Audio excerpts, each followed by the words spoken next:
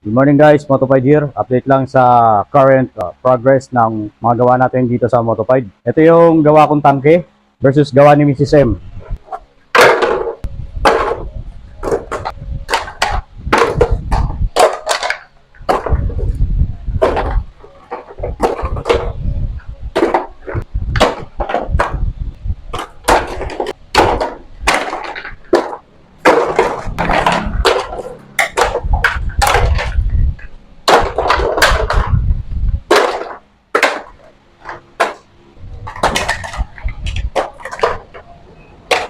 Yan, ganyan karami yung gawa ni Mrs. M.